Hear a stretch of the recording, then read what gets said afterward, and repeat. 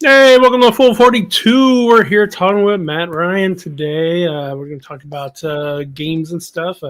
Your latest design, which is kind of cool. We're going to do top 5 mythologies, which I didn't know where to go with that. So that should be interesting, depending on what we do.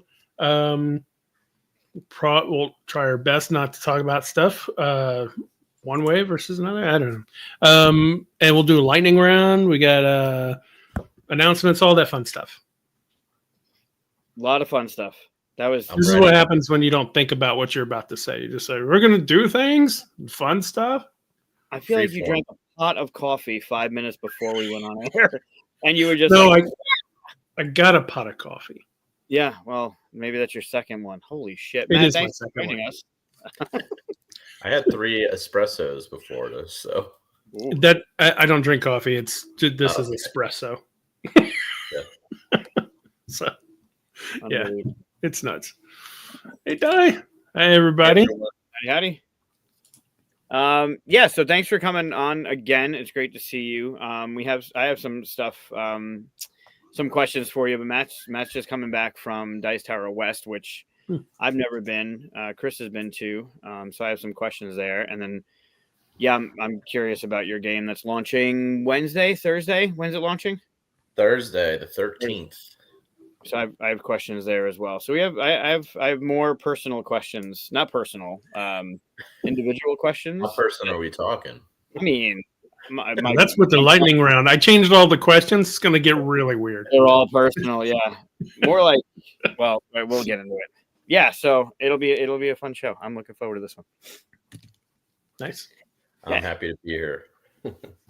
And also check this out. Nice. I know that one. I just got it recently. I've never seen it. I couldn't find it at my local store. And in fact, the last time you were on our show, we played this. Remember? And I was like, I got to get that game. And then I saw it in LA whenever I went to go visit. I was like, snatch. And what's fun is I got it, and they were like, "Oh, that's cool. What is it?" And I got to tell them about it because we had you on the show and all that stuff. And they were like, "Oh, that's pretty cool." Yeah, that's a fun. You actually get to play it now with the app and have the song. Like we didn't. I think you would do it for us when we played on the show when you were on. But yeah, the app's working much better now too. It was a challenge for sure, but it's working really well now. Good. That's a great game. Hey, Sam. And Confusing Lands also, I guess, to start at the top of the show, hitting a lot of 2024 must-have lists and top of 24 lists, and that one was doing really well. It was nominated for an award a few days ago. Nice. Which one? The Origins. So it's up for light strategy. It was really cool to see that happen. I was like, oh my God, I'm nominated for something, or the game is. That's really fun. That's cool. There's a lot of great games in that category, so I don't know. We'll see how it goes, but just being nominated was really cool, Yeah, sure. Hey, Matty Pete. Wayne, good to see you. Eric, everyone. Hello, everyone. Hey, Matt. Actually showed up early, so let's not talk about anything that Matt's made.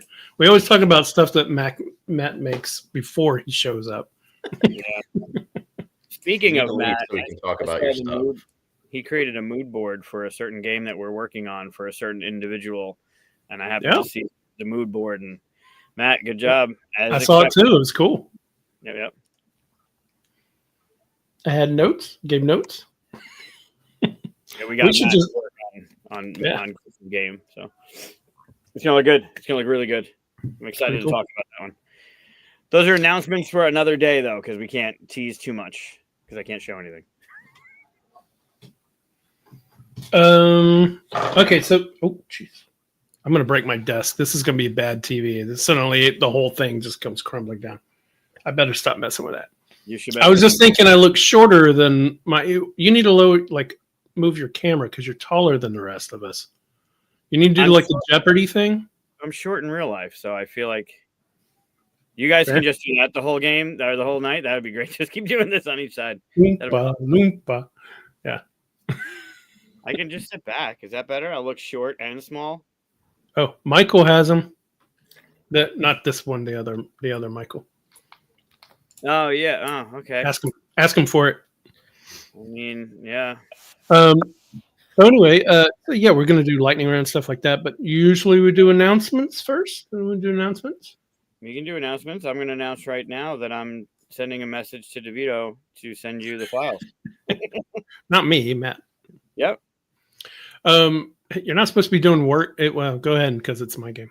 But normally you're not supposed to be doing work. More and more. I have an announcement. I have a pretty awesome friend and co-host that sent me this today just because I was complaining about not being able to find it. And it's pretty awesome to have friends in your life to think of you like that. I appreciate it. Oh, yeah, man. I mean, I was on the lookout for it for a while, and I saw that it was in stock. This weekend is Leprechaun here, and I'm doing a Flip 7 tournament, so I wanted to get one as a prize for the tournament at the con, and I saw that they were in stock, so I immediately sent a message to Chris, which I guess came across a little stalkery. I was like, what's your address? And is there a Barnes & Noble nearby? And he's like, what the actual? So, I mean, you should already you've asked for my address many times, and I've given it. Yeah, but searching in Discord is a shit. Never asked for my address. Yeah. Well, no, not yet. So if Mike ever asks for your address, just give it to him. Good things happen. Usually. I mean, I live so far away from you, I'm not really that worried. No, but they do have like online stuff I could just send to your house, like Glitter bombs, fingergrams and whatever. That would be terrible. That'd be funny. Just warn me so I could get on camera. We could show everybody. Oh, absolutely. Make sure I'm the one home. But yeah, do you have any other announcements, Mike? No, I'm going to finish sending this thing to DeVito. Okay. Matt, obviously you have an announcement with the Thursday game coming out, right? Yeah, Hercules and the 12 Labors will be launching on BackerKit as part of the Pocketopia event, which is an event where a bunch of small games are launching at once. And if you back multiple games, you get bonus stuff. So my collab partner is actually the Foxy deck, which is Ammon Anderson's deck. So if you back both of our games, you get 2 free enamel pins.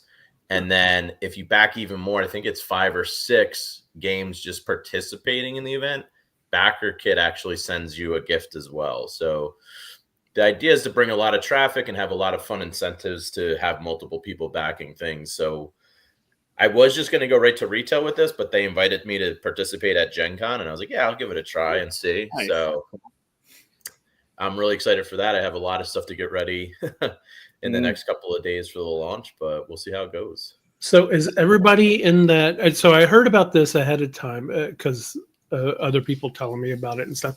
I didn't know that you were part of it, though. Is everybody launching on Thursday that same day? Yeah, I don't know how many creators at this point are launching, but it's going to be a decent amount of games. There's some like RPGs in there and other small kind of games, but yeah, there's a ton of stuff launching. I believe it's 10 a.m. on Thursday for the event, so it should be a lot of cool projects launching. That's cool. That answers a couple of questions on my end that I had for you about your decision to launch on Thursday, and that's a good reason why you're launching on Thursday. Because they told me I was. Sure, yeah, that makes sense. Fair enough. Yeah. Yeah.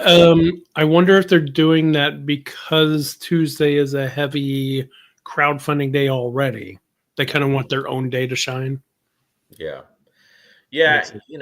Probably something along those lines. I mean, I haven't really asked them too much about it. Like I said, I was just like, I've kind of always wondered about BackerKits. I was like, I'll try it and see what happens. I usually launch everything on Kickstarter, but I thought it'd be cool to see how it goes and explore it. I like that there's multiple platforms doing crowdfunding because obviously you can see a lot of them are getting innovative now and trying to add new features, which before, I love Kickstarter, but they kind of didn't do much for several years. They were just kind of sitting there.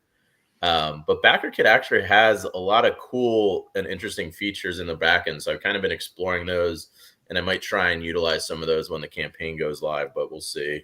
Have you ever used BackerKit as a pledge manager before? I've used them for pledge management to like collect shipping and, addresses. which I loved. I really like BackerKit for that, but the crowdfunding side of it's new to me, so we'll see how it goes. That's cool.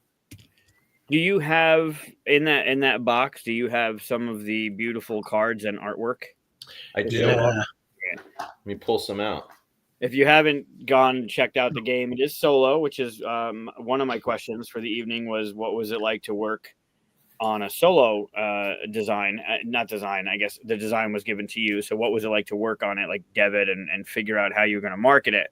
And then if you haven't looked at the art and the gameplay and the way that I had a chance to look at it at Tantrum Con in January. Yeah. And I've just seen more and more. We have the video too that you released a little while ago that George did. And George is he's amazing at what he does, but the game looks so pretty. Yeah. So, I do have some of the art. I mean, there's kind of a bad reflection here, but this is our Nemean lion. And then the idea is this is a prototype, but this is all going to be gold foil when the game's complete, and the other gold elements throughout it, like his teeth and hair. And then when you defeat the Nemean lion or any labor, you get an item. So as you defeat these, it's like a boss battle. So as you defeat each labor, you get a little bit stronger and they get bigger. So like the Nemean lion's just one card, but then as you progress through it, you have multiple cards that create your labor. So look at that. Multiple tracks. That's cool. Yeah. But once it has that gold foil, I think it's going to be really beautiful and elegant. But then you start to get to choose which item you want to keep. So they have different abilities and stuff like that. So you can kind of craft your journey a little bit throughout the game. This one's 3. I don't know if I can do it. Let's see. They get bigger and grander, It's the art. It's beautiful. Like that. They're gorgeous. It's not doing it justice. Looking at it in person, and then when the foil is going to make it look. My laptop camera and the lighting, it's not great, but in the video you can see it, and we have some really nice pictures that can be seen throughout the campaign. But I'm really excited about it. I mean, we also have it so each labor comes with like a lore card, so you're kind of going through this journey and learning about it. So you get to learn about each labor before you kind of battle it. So you get to follow that path. Can you go back to the lion, because it's the first one that you're going to fight, but can you show, like you were showing me at Tantrum, the way that system works with the die, how it's going to be going around and how you hit and how it hits back? Yes. So super cool. The health of the lion is going to be this 6 cube. It shows you there. So you would put a 6 cube on here. And then the way we hurt this one, all the ways that you hurt these labors changes with the dice requirements you need. In the beginning, you have a very simple one where you just need 5s or 6s to roll, and then you'll do damage. So if you roll a couple 5s, if you rolled 1 5, you would do a damage, and you would just flip the die to the 5. And then you get your dice back. But the thing is, you have items that help you manipulate and change your dice rolls so you can get the combinations you need to do damage. So here you go. You start off with the bow, Hercules' bow. So you can change any of your dice rolls, the pip 1 up or down, but it's going to take one of your health points. So as you go through, your items get stronger and allow you to manipulate your dice in better ways, and you start to get more dice. But after you roll, the labor die or the Nemean lion's health die will progress, and it's going to basically attack you. So when the die moves from here to here, then it hits you, then you get to roll again, then it's going to keep going. If the die ever gets to this skull, then you're going to lose the game. So there is kind of like a time element to it while you're playing it. That's so pretty cool. Yeah, it's a really cool system. And the art is just gorgeous. Yeah. The dice combinations that you need to have, and then the different abilities that these labors are doing, gets really interesting as you progress through it. So are you adding 1 card to every labor? So like the 12th labor will be 12 cards? No way. No. Okay. The 12th labor is 4 cards, but no. Okay. They some of them are 1, some are 2, some are 3, some are 4 is the biggest one we have right now. Cool. So. Yeah, it looks great. Good luck with it. I mean, I'm on board, and Ammon is just awesome. So yeah, he's doing all the graphic design work for it. So he's been a great help. And he helped with like the art direction of the project as well. So really proud with this one and how it's coming. The artist's name is David Schneider. He lives in Austria. So I told him, we had a really great, we worked really well together. Sometimes you work with an illustrators and things just don't click, but he was really easy to work with. Any revisions, it was really easy to do. And I was like, if this goes well, we have 2 other Greek mythology solo games. Would you want to do the art? And he's like, just reach out. So I'll be working with him again in the future. So there's 2 more in the hopper. That's Greek mythology solo. Yep. We got to see how this does, but that's the idea. Create a solo line of mythologies. That's cool. I like that. That's cool. Yeah. Well, good. And you said 10 o'clock Thursday, you think? Yeah, I'm pretty sure it's 10 a.m. Pacific. I had to double check, but it's Thursday, 10 a.m. Not sure the time zone on BackerKit. So there's a bunch of stuff on there. If you actually go on the page, it shows you all the projects that are long. If you type in like BackerKit Pocketopia, it'll just show you all the different things.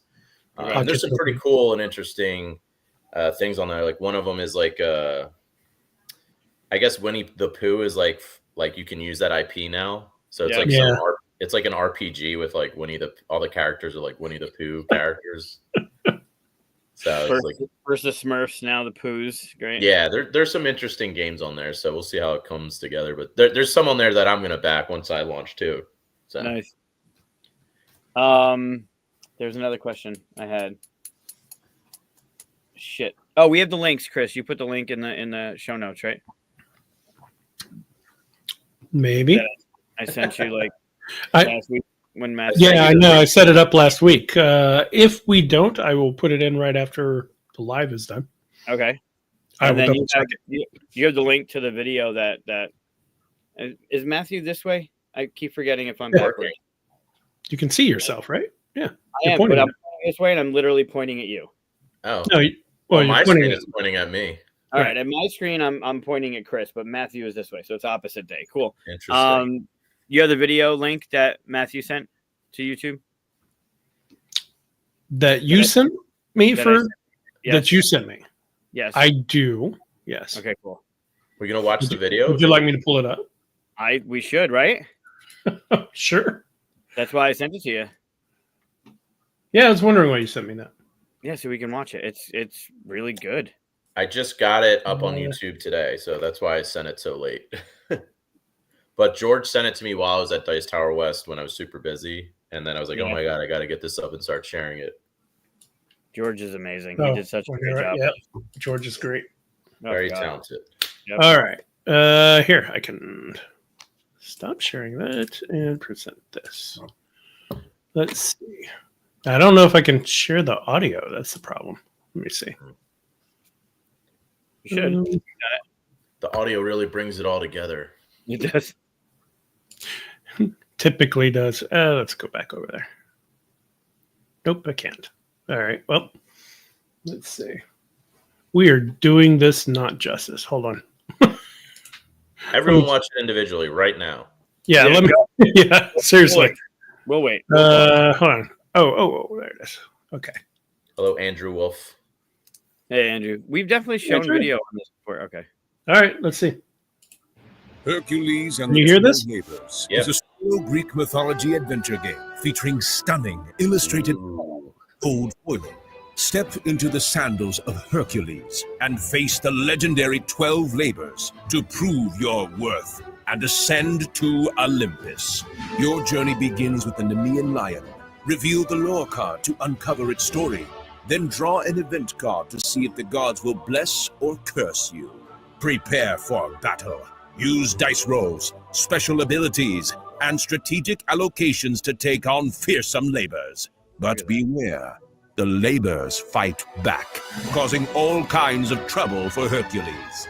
Defeated labors reward you with powerful artifacts and bonuses. These mythical treasures grant unique abilities to manipulate and allocate your dice in new ways. Do you have the courage to overcome all 12 labors, gather divine artifacts, and earn your place in Olympus among the gods. Back Hercules and the 12 labors today and begin your heroic adventure. Hercules and the 12 labors, now on BackerKit. So, two things. Cerberus looks absolutely amazing. Just the art of those 4 cards looks great. And for those that don't know, that's actually Matt's voice. He does voiceover. That's I actually wrote the script. Oh, nice. Yeah. Nice. George probably fixed it a little bit, but it was from my structure, you know. Got it. That's why. Did you work with a voice actor, or did George work with them? So when I've worked with George, he usually will send me. I think he puts the script up on some site, and he'll get a bunch of submissions, and then collectively between us, we'll listen to them all and then pick who we like the best. Cool. So, and there was a lot of good ones, but we thought this guy was the best. And now seeing the video, I was like, oh yeah, that came together really nicely. Mm-hmm. Yeah, that was really good. That's gonna be a good one. Kudos to George, who's been on this show as well. Yep, Miss George. We should have George back. I missed him at Gamma, but we need to have him back. I was happy to see George at Gamma. So, before we get too far out, I don't want to accidentally skip the Luca painting. That's right. I have a Luca painting. They did 7 today. Luca did 3. Luca and I have one. We made one special for this evening, which I'll explain. It shouldn't take too much explanation. You should know what it is. And Mika did 4. So there were 7 done today, which were fantastic. Wow. Yep. Yeah, so Luca is the 3-year-old that is doing all the paintings. Mika is now following suit and loves to do it as well, and he's got some really good ones. But today I did something special for not only you, Mathue, with Hercules and Greek mythology, but for our show of top mythology. So Luca was looking at a specific image, and I asked him to kind of paint it, and he did a pretty good job of it, I think. That's awesome for a 3-year-old. But I'll let you guys. It's not going to take long, but I'll let you guys figure this one out. So this was done today. Still rocking the left hand, and here is today's painting.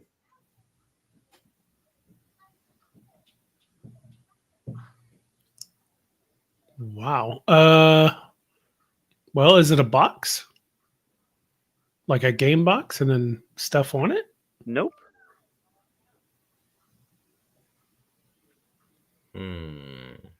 Okay. I thought it'd be a lot easier for you guys, but well, I don't want to say what I see because it's rather dark. So definitely not dark. Is it Gengar? The Pokemon? Gengar? I don't know. I see like eyes and like a tongue. I thought maybe it was Gengar. It's not. It's not. Cerberus. Pokemon. Bacon and eggs on Blackstone griddle. I love the Blackstone griddle. Totoro sticking out his tongue. Evil Pop-Tart. Toro sticking out his tongue. Box. Pandora's box.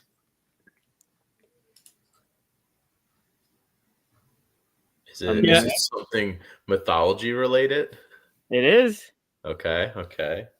Runestone, now seeing a mimic. I like the mimic. Mimic. Yeah, I could see mimic.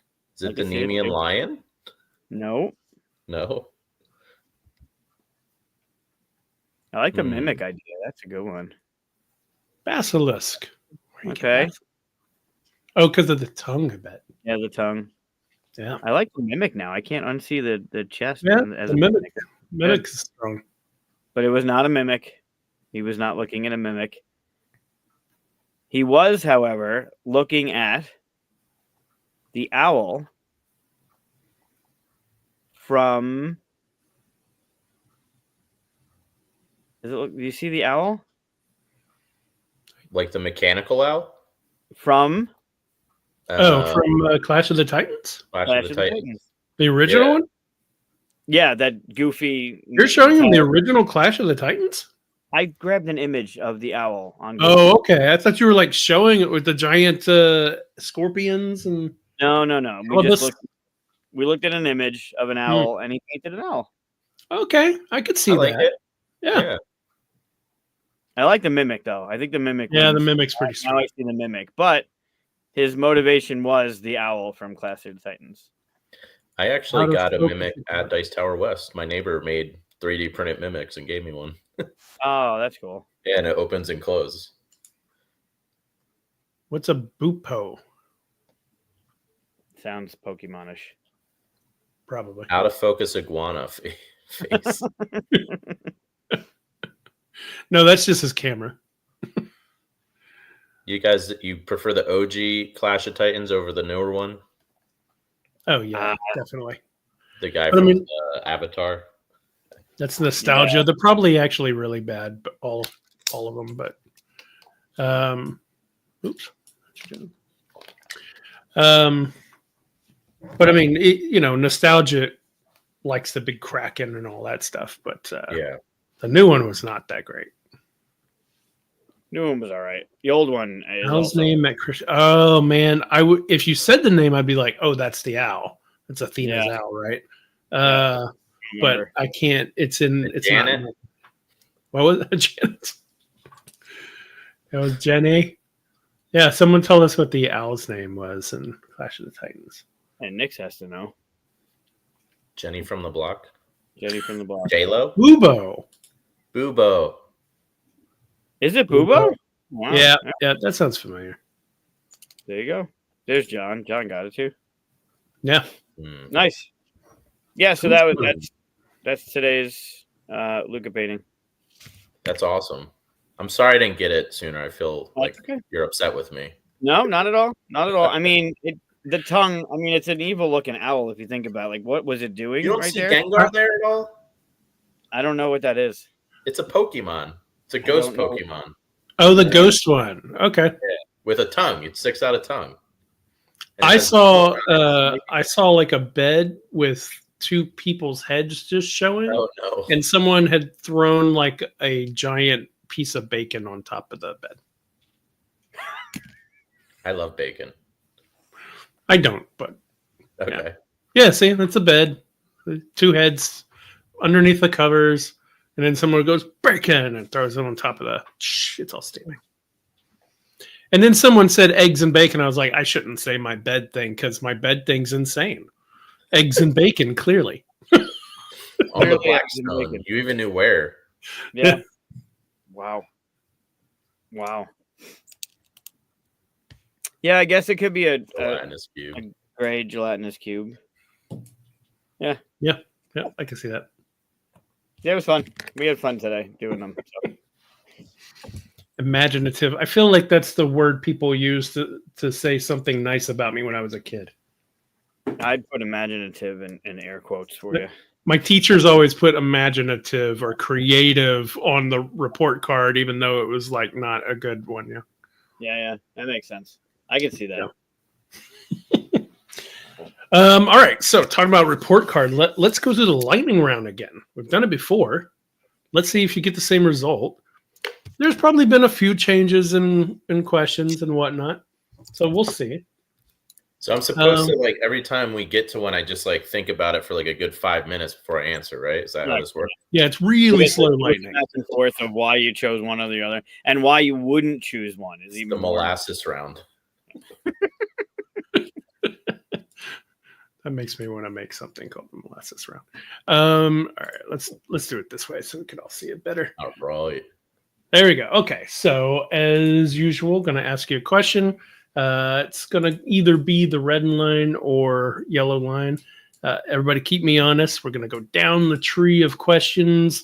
And at the end, you're going to be scientifically proven to be just like this. Do you remember who it was at the end of your last time? I'm trying to remember. I feel like, I don't know why, but I want to say, and I don't even know if this is correct, but is this Ashoka Tano an answer possibility or no? No, I don't think so. Maybe that was like a Star Wars question when it was going through. Yeah, I don't know. Someone go back and find the episode that Mathue was on and scrub to the end. But don't tell us until after this because I don't want to influence. The Zeus round. That's right. Good caller. I like it. Oh, yeah. on top Thematic. of. So this is your fall from Olympus here. All right. So first question: Euro or American board games? American. This is an old. It was sci-fi or fantasy last time, I think. Yeah. Okay. Yeah. I think This is an old question, though. I don't think it really works with our current industry anymore. So I think we'll change that soon. But you go American. Okay. You should change it. I should. Sci-fi or fantasy. So it moves down. There you go. Fantasy. No. I suppose mythology falls under fantasy, yeah. Superman or Spider-Man? Superman. Yeah.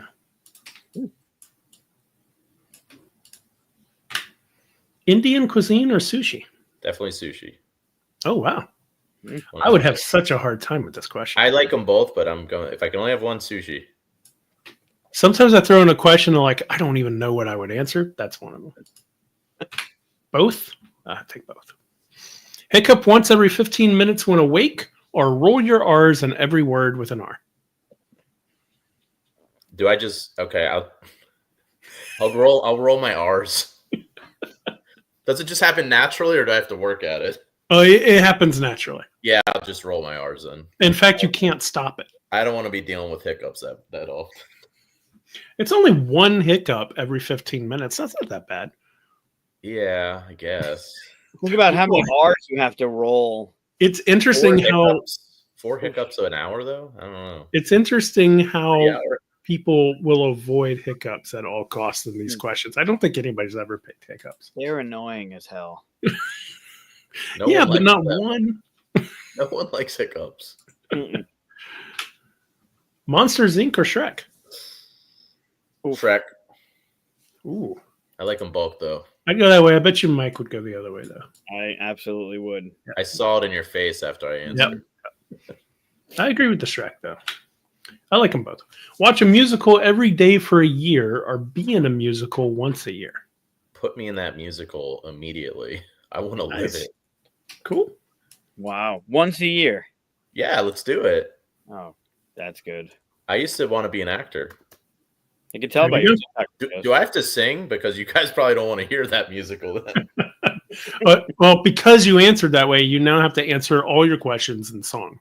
No, no. I'm just kidding. I we wouldn't do that to a guest. I gotta go. I gotta thing.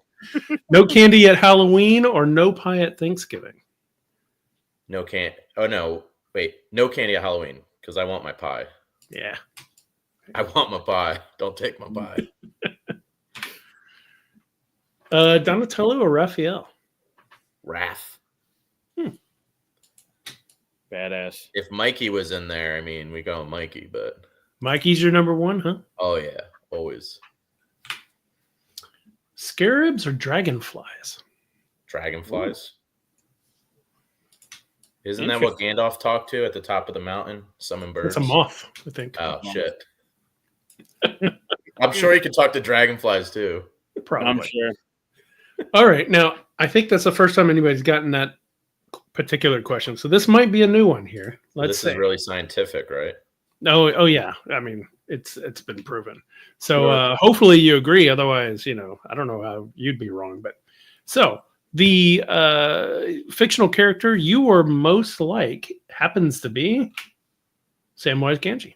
Dude, that's cool. I'll take that. Samwise is badass. He's the hero. He's the hero. He's the only person in the universe that can resist the ring. True. He's literally the only one that can resist the ring. That's true. Yeah. I think he's the hero of that story. So agreed. Can I be like Stranger Things as well, or just the Have you guys seen Stranger Things? Oh yeah. Okay. What was it? It was an Ed. Paul? What was his name in that? I don't remember. Shit. Yeah, he had a Bob. Bob. It was Bob. Yeah. He's great. In just a couple episodes. Also, 50 First Dates with Adam Sandler and Drew Barrymore. I'm advertising a new show. Tom Bombadil doesn't count. He's not really immortal. So anyway, yeah, that's the lightning round. I think there were some new questions in there for you. Yeah, definitely. Cool. I liked them. I thought they were thought-provoking. I like the Scarab Dragonfly one. That was good. Yeah, and you picked Dragonfly, right? Yeah. I stand by my decision. Makes me wonder what was the other side. I forgot what the answers are at the bottom, you know. I left it to science. Yeah. He's Bob in Stranger Things and Rudy. Rudy. Yeah. Yeah. I don't think he was in Stand By Me. But he wasn't Stand By Me. You're thinking of Wesley Crusher, Will Wheaton. No, I know he's in it. So anyway, that was the lightning round. Good. I like it. Okay, so we are going to be doing top 5 mythologies or Goonies. Definitely Goonies. Such a good movie. Great movie. So good. Totally different from Stand By Me. Yeah. Although there's a dead body at the end of each one. Spoiler. Yeah, but only one has a cut-it octopus. Spoiler alert. Yeah. True. Yeah. All right. So, Chris asked me earlier, and I gave him what he knew I would answer the question with, and then I asked Mathue as well how we were going to do it. So, how did you guys look at this one? Because it could be a couple ways. It was the title was top 5 mythologies for board games. How did you approach this list? That way. I kind of did a mix. I picked 2 games that already have a mythology theme, and then I picked 3 different mythology stories I like that I think would be a good game. So I have some kind of weird combo going here. I didn't really know what to do, so I just did whatever I wanted. That's cool. I like that. All right, Chris. I picked mythologies that I feel are missing in the board game industry. And they might actually be out there. Then somebody in the comments can tell me, "Oh, you should check out this one." Right. So I picked it, and I'll be honest. I was like, you know what? I don't know enough about a lot of mythologies, but I've always kind of wanted to know. So I spent some good time this weekend and stuff, just kind of reading about stuff and looking at different. I always find that stuff interesting, and I found a couple in that search that I thought, oh, that would be cool to kind of represent in board games. So that's what I did. Cool. Nice. Well, that'll be interesting. That'll be different. I looked at it in a certain way, and there's 15 basic mythologies that are rooted in some sort of culture or religion, which I'm sure we'll step on each other's feet on a couple of these, maybe not. And then there are some that are already have been created that are not necessarily. They're based on, but they're already in board games. At least that's how I was introduced to them. So one of them we might have already talked about. So mine's a little all over the place, but in each one of mine, I have games that exist that are in that mythology. Most have 2. One has 1. I couldn't think of another one for one of these, but most have 2 examples of games that exist in that mythology. If you were looking for something, so I did come across a definition for myth that I thought I came across 3 definitions for it, which I thought was interesting. One just says traditional story. One says sacred stories. The other one says, I wrote it down, tales believed as true, usually sacred, set in the distant past or other worlds or parts of the world, and with extra human, inhuman, or heroic characters. I feel like that goes with my internal understanding of it. Yeah. Or feeling. Right. I mean, when you say mythologies, there's some kind of stuff that might, I just want to make sure that we're covering all the stuff that we could get griped at for. I saw a lot of interchanging of mythology and folklore too when I was looking at some of this stuff. Yeah. Yeah, that happens for sure. Yep. All right. Mathue, you want to start? Sure. So, I'll just say like mine's mostly like Greek mythology stuff. That's what I know most about. I know a little bit about Norse mythology, and then I was looking into some Japanese like myths and folklore as well. But I think like there's a few stories that I really like. So the one was with Orpheus and Eurydice, when he has to go to the underworld and try and get her back because she was bit by a poison snake, and then the songs he sang, made them weep and understand Hades and Persephone. So I don't know. I feel like there's a cool game there, some kind of like adventure game of, I don't know, love, really, I guess. Mm. Because after that, it gets really dark for Orpheus. Like after, I don't know. Do we have to give spoilers for like mythology stories? No, I don't think so. Yeah, I think a couple 1,000-year-old. I think you're probably right. So, him trying to get her out and then not succeeding at that, and then just like how dark it ended for him. I don't know. I always found it kind of fascinating. So would your idea for a game be to prevent what happens to him? I really have no idea what the game would be. I just thought it would be like a story that, I don't know, people like love stories, right? So I just feel like it's like a relatable kind of trying to rescue kind of story it could make. Do you see a lot of love stories in board games? I mean, it'd be cool to introduce that more. Yeah. I guess there's a lot of things you could say are love stories. I mean, you could say the Iliad was, but it wasn't. Yeah. I guess for one person, it might have been. I think that was just greed, really. Depending on your interpretation. Yeah. No, it's all about love. No, I don't know. Mm-hmm. Yeah. Yeah, there's a couple. And then We Held Hands. There's Fog of Love. There's Pursuit of Happiness has a relationship goal in it.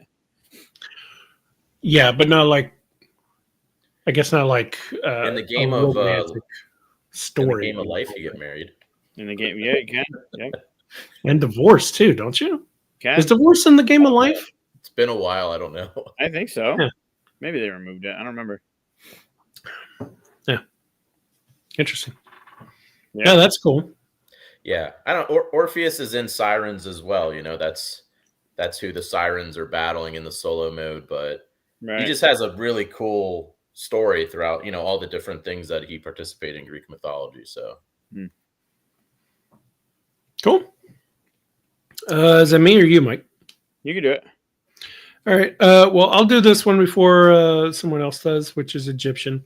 So Egyptian mythologies, there's tons of those and stuff. I didn't go very specific into exact stories and stuff. I went more like, I would like to see this kind of thing done more. Now, Egyptian's done a lot, but it's almost always kind of like battle stuff, like Kemet and things like that, or Ra. What is it? Ra? Something Ra? The Eric Lang one. There's just Ra. Is it just Ra? Not Ra. Not that one. The one that where the person that is doing the worst has to join the. Oh, Ankh. That's what it is. But I mean, that's kind of battling and stuff like that. I'd rather really like engage in some of the more interesting aspects of the culture and mythologies and stuff like that you don't normally get to visit, story wise anyway. More like Camel Up. Yeah, exactly. Camel Up. That's it. Never mind. I get rid of my number 5. That totally did it. Yeah. Camel Up. Yeah. Camel Up's a great game. Background. Great game. It's okay. Yeah. Good gateway game. I love gateway games. It brings more people to the hobby. I'm all about that. Yeah. Yeah. There's also stuff like Imhotep where you build stuff and things like that. I feel like there's like this rich like belief system and pantheon and stuff like that they have that is never really dived into in anything. And I'd love to see something more like that. I should cap all of my stuff with it. I am not a expert on any of these mythology stuff that I'm about to talk about. So same. Yeah. Mike? So yeah, Egyptian was down on mine. Imhotep was one of the games that came to mind. There's two that I know of, games called The Adventurers, and there's one that's the Pyramid of Horus, and there's the one that's the Temple of Gok, I think. Gocg, something like that. Okay. It's basically like Indiana Jones, where there's a boulder coming down. They're really good. Fantasy Flight had them for a while. They're definitely long out of print, but those were in Egyptian mythology as well. And I love anything Horus and Anubis, and like Stargate's still a favorite of mine. Like I love that the Egyptian mythology is great. So good pick. It was definitely on my list. Yeah, that's even just talking about the Stargate. That's even a neat way, and that could be done with any of these, that you don't have to even just stick to the material, right? You could use the material and play with it in a different way if you wanted to. But. Sure. Yeah, the world is your oyster, right? Well, all right. So I'm gonna. I don't think people actually ever said that. I don't know. It's yours though. If you like oysters, apparently. I like them. Don't like oysters. Is there a Stargate game? That's a good question. I think I'm wrong. There should be. There's an RPG. I think Gale Force did it. I don't know if there's a board game per se of Stargate. Get the designing. All the designers watching. Sure. You're all in here. I'd do it. I'd be on board. Some company can get the IP. Go for it. Mm-hmm. I never finished the series, so I don't feel like I should. Only got to like second season, I think. I feel like Gale Force 9 probably has the license. I know. No opinion. All right. I'm going to move my way up.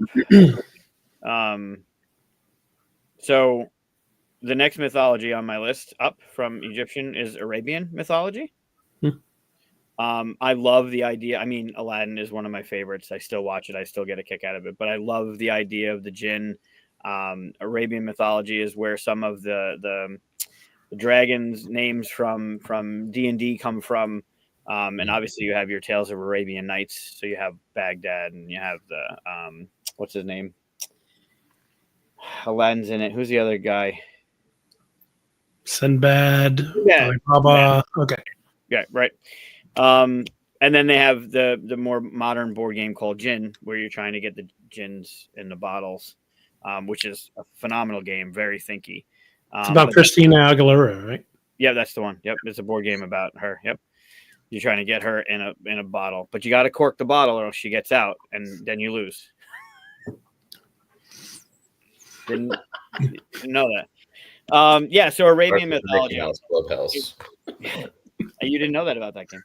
A lot of the when you're looking at the mythology, like a lot of the stuff that I enjoy in the fantasy world has to do with genies and has to do with Arabian mythology, like stuff that's come out of Arabian mythology. So I think that's a good one. Reminds me of the Witcher, where they have the djinn scene where the guy is like, I don't know, he can't like speak or I don't remember, but I just remember there was a scene in it From the first season? I don't know. It was the second season, isn't season, it? but that's one where they kind of dive back into what's her name's past or whatever, right? I can't remember her name now. Yennefer? The main witch, yeah. Yennefer, isn't it Yennefer? Yennefer, that's it. Yep. Yeah. Yeah, there's some. I mean, a friend of mine, and it's I shouldn't say. There's a game with jinns in mind that is going to come out soon. It's going to be really good. You heard but it. Yeah, I think it's super fun. I think that idea. I was just watching something, one of the movies with the kids, Wish Dragon. It's in Asian culture, Asian mythology, but they have kind of like an Aladdin story where there's a bottle, a thing, and a genie, and they come out and they got stuff. But I love the idea of that, and that comes from Arabian culture, Arabian mythology. So that's on my list. Cool. Yeah. Nice. All right. Number 4. Yeah, Wish Dragon. It's a good one. It's a fun story. It's animated. It's but it's very Like you're watching it, you're going, "This is Aladdin. Like, what's going on?" But it's good. It tells a different story. It's from a different point of view, a different culture. So I've seen this before. Matt, what's your number 4? I like this game called Age of Empires, which is a real-time strategy game. And I remember when I was a kid, I played a game called Age of Mythology, which also was a real-time strategy game. And I didn't realize this, but they actually made a board game of Age of Mythology. So I just wanted to throw that on the list because I was like, thought it was so cool. But I'm a big time like RTS player. I still play Age of Empires 2. It's still supported with expansions and stuff, and I love it. And I just remember when I was a kid playing that, that was kind of like one of my earlier experiences into like the world of mythology was through that game. And it was pretty cool because you would build cities and, you know, you were in Greece and you would learn about different heroes and you would build temples to Hercules or all kinds of other stuff. There it is. Yeah. Oh, wow. Yeah. That's awesome that you have the CD of it. You can get it on Steam. I got it on Steam the other day and installed it and was playing it for a little bit. But oh, that's cool. Yeah. And then there's some expansion stuff. But yeah, apparently the game, it came out quite a while ago and obviously out of print. So like I was looking at like trying to find a copy and they're pretty pricey. So I just thought it was really cool that it, you know, I don't know, maybe it's I never played the video game. What's it video like? game crossover? I don't know. Yeah. What's the video game like? Just like Age of Empires. Yeah, like Age of Empires with the Greek mythology where you're like building up a city and neighboring cities might attack you if you don't give them ransoms, or there's like you have to have enough reputation in a temple to Hercules so he'll come fight the Hydra that's like in the area, like and you can build monuments to different gods and stuff. It's, I don't know, it's pretty cool. Ensemble Studios, yeah. But I thought it was cool that it had. I didn't realize it had a board game. So I thought that was really cool. So I just wanted to bring that one up. Yeah, that's pretty cool. One. Yeah, that's a neat. It was a fun game. All those like click send workers to go cut down a tree and get the rocks and do whatever. I still play Age of Empires, like literally, like to this day. Like I'll jump on and play some ranked games every now and then. Nice. That's cool. Yeah, it's neat. Yeah, kid's sitting right here. That's so funny. Huh. You still have CDs? I have all my stuff. I have a lot of stuff. I was shocked about. Yeah. Like, dang. I don't think I say that. I've got like an artifact thing right here in front of me. Oh, what is that? Yeah, there you go. It's a stack of CDRs. We're here burning some CDs. I know. Making some I don't know why I still have this. It's funny. That is funny. I know I have some somewhere. Burning a mix CD and giving it to people in school was the coolest thing to do. Mm-hmm. When you had time to do shit like that. Yeah. I don't think computers even come usually with like drives for them. CD-ROM anymore. Yeah.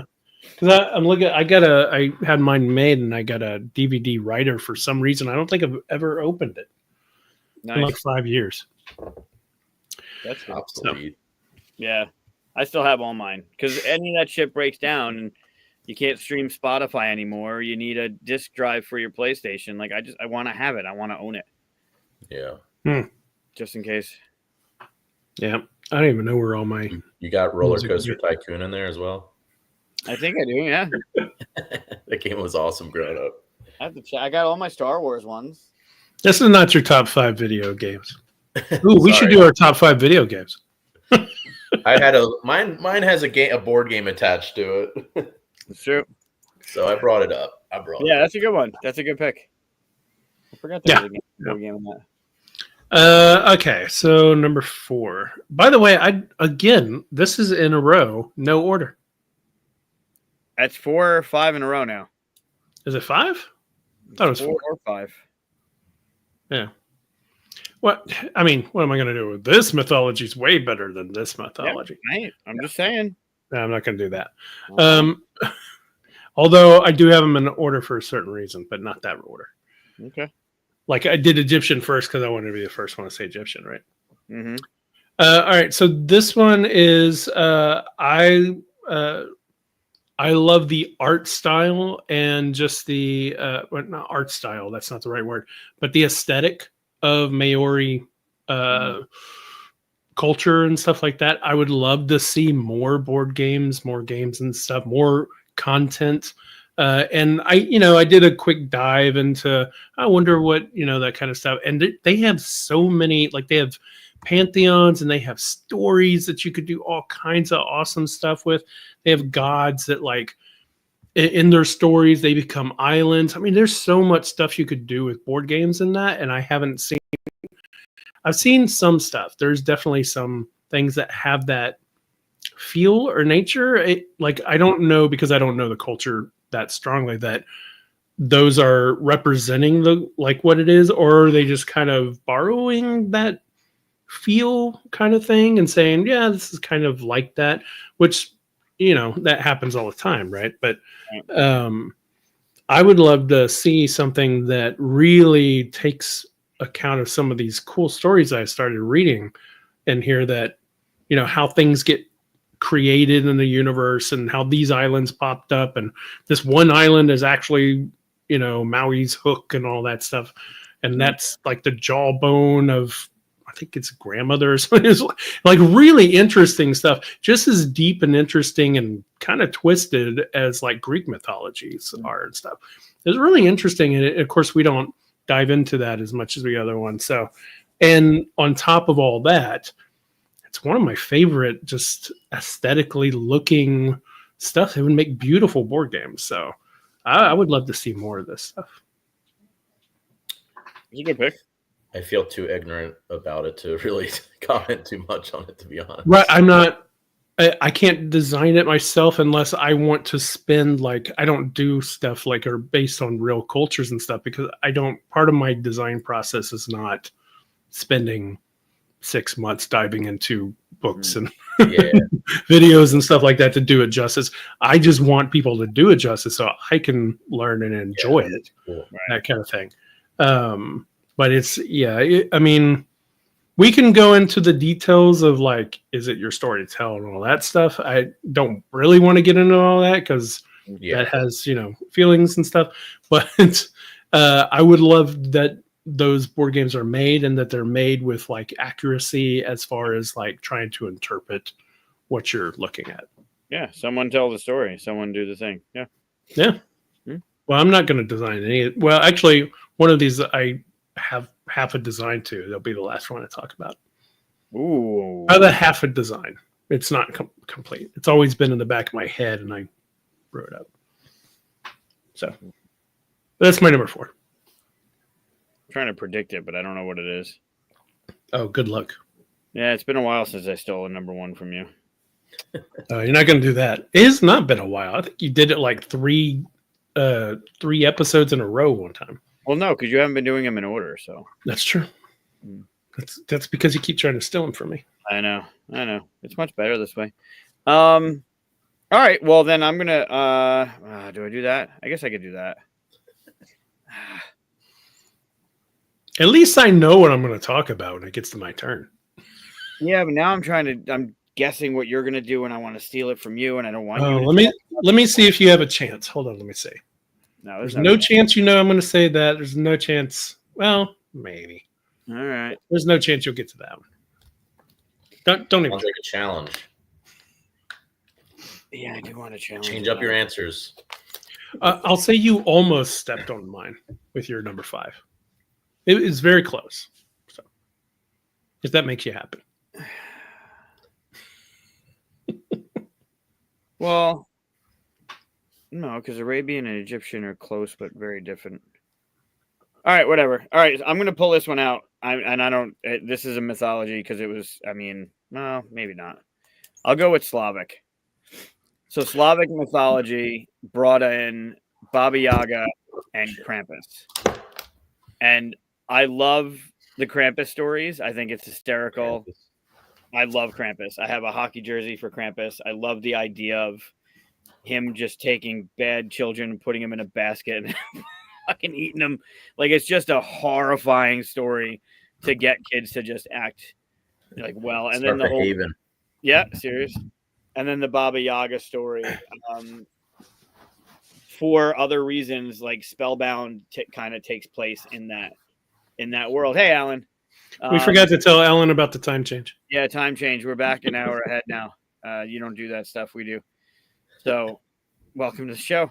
Yeah, so the Spellbound game that I keep talking about from Fragor Games with the witch and the books, the troll that's going down, the books that have the faces on it. I've shown it on the show. It's one of my favorite games. Like, with the components are just stellar.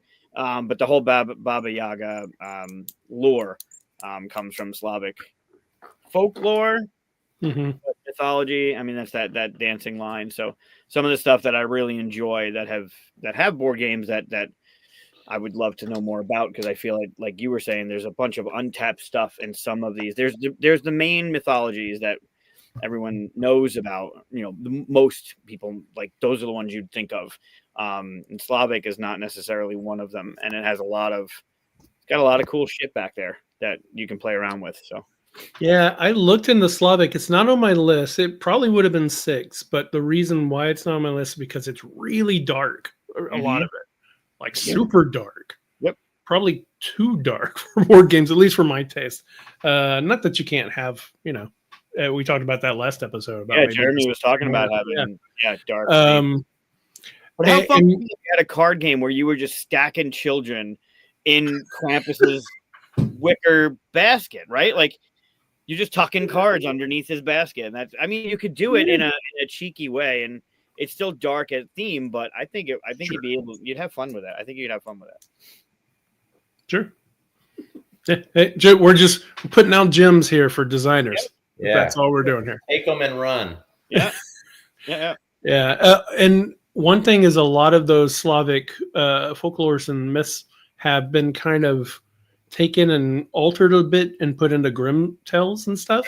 Yeah. So you'll hear a lot of that stuff, and then you'll be like, oh yeah, I know that. And then you're like, look at the original Slavic one. It's really messed up. It's like the original Cinderella or something, right? It's like, which isn't Slavic, I think, but it's still like, when you look at the original stories, like, what was wrong with people back then? Yeah. Well, and the Grimm ones, the Little Mermaid's really dark. Yeah. Like, right? Yeah, it's really weird whenever you get into the root of those original stories. It's like, whoa. Yeah. Yeah, Andrew, let's make a Krampus game.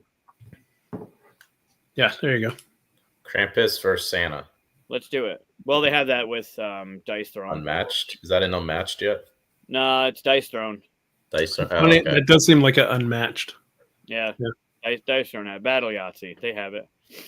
Battle Yahtzee. You can do any of these on Unmatched. Slavic is definitely dark, but I think it can be done. I mean, Disney rips a lot from there too, right? Like the old Grimm fairy tales, and the original versions of it are way darker than Disneyfied stuff. But yeah, Slavic folklore's got, I think, some fun stuff that stands out for me because of games that I enjoy or lore that I enjoy. But I think there's some more stuff there you can play around with and have fun with. There's been some weird like taking out of that as well. Like Hellboy has Baba Yaga in their mythos. Like they've taken that and then kind of changed it a bit, and stuff like that. So there's some interesting stuff with that. Yeah. I just didn't pick it because it's so dark, and I don't think darkly like that. You don't. No, you don't at all. You definitely don't think dark at all. That one wasn't that dark. It was just weird. Huh? Giant bacon on the bed. Oh, interesting. Giant bacon on the bed. I remember that. Maybe. All right. Number 3. We need little videos with the numbers like they do Board Game Rundown. Yeah. Okay. I'm sticking with Greek mythology. But I really liked, so like all the all the like really cool beasts in Greek mythology come from, I don't want to butcher their names, but Typhon and Echidna, basically. So it was like Gia's last child, but they're like beasts themselves, and then they birthed, you know, Cerberus, the Hydra, the Chimera. They're all children of this couple. So the Sphinx, you know, the Gorgons, Orthros, which is a two-headed dragon or two-headed dog instead of the three-headed Cerberus.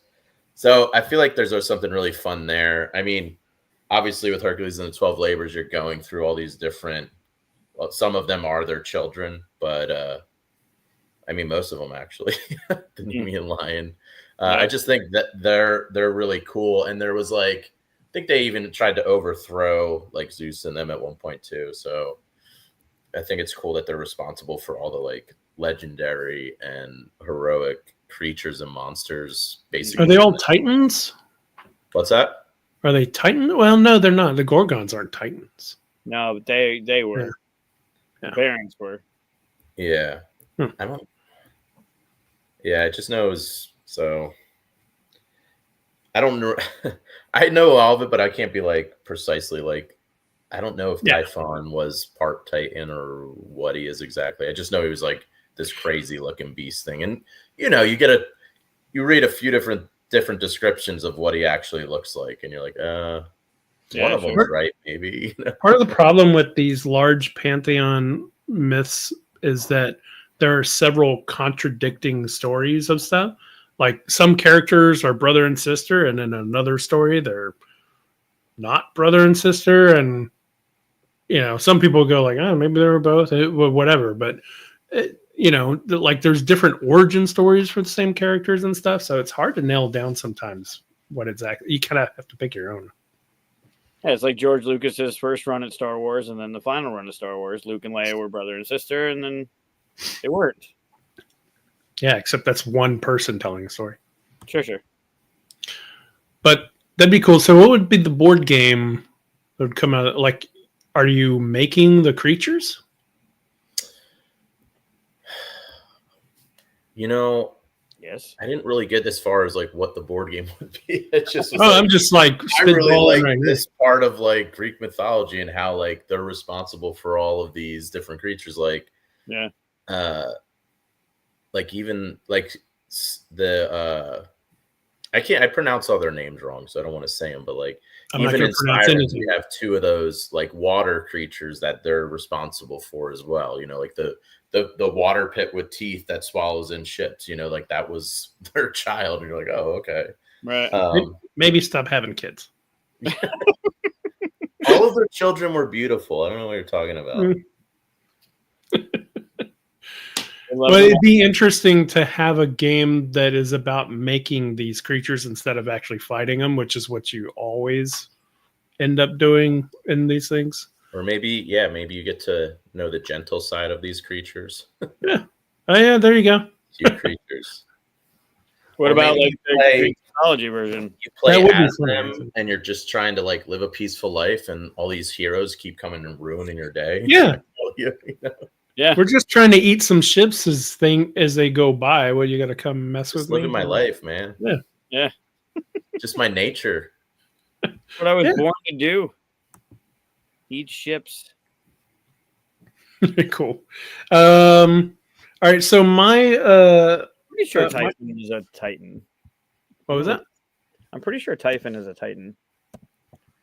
He probably was. He was one of Gia's children, so I'm pretty sure that would make him a Titan. A monstrous giant with 100 heads and a lower body made of snakes. He was the son of Gaia and Tartarus. Yeah. No, Gaia and Tartarus are the Titans. So Typhon wasn't Gaia the Earth? Yeah. And Tartarus is the underworld, but they were both the Titans, right? Typhon was created and defeated. Typhon was created to defeat the Olympians and free the Titans. Because the Olympians put Gaia and Tartarus and everything, locked them up. I'm just I just made a new banner for us here. So. The largest and most dreadful monster in Greek mythology. He is ugly. Yeah. Well, he's responsible for all the other, creatures in Greek mythology. So. Yeah. All those cool lore and stories, His eyes flashed fire, and fiery rocks fell from his mouth. Holy shit! That sounds pretty. That could be pretty. I don't know. Brutal. I made a new banner for the bottom of it. Not experts. Not at all. Not at all. No. Yeah, definitely don't claim it. I just really enjoy it and try and do him justice. But yeah. Yeah, we both have a game in Greek mythology, but we are by far experts in Greek mythology. Yeah. Yeah. And Mike and I are working on one dealing with Greek mythology as well. Mm-hmm. So. Prototype ready for gathering, right? Please, yes. I will try. I would definitely try. Good. There's a lot of stuff. All right. So speaking of Greek mythology, I'm going to put my favorite one in there, which is, I mean, it's a whole book, right? It's the Iliad. So that's my number 3 is the Iliad. And I fell in love with the Iliad because when I went to college, I took an entire course on just that in the Odyssey. And the instructor was an awful human being, but he was really knowledgeable about this stuff.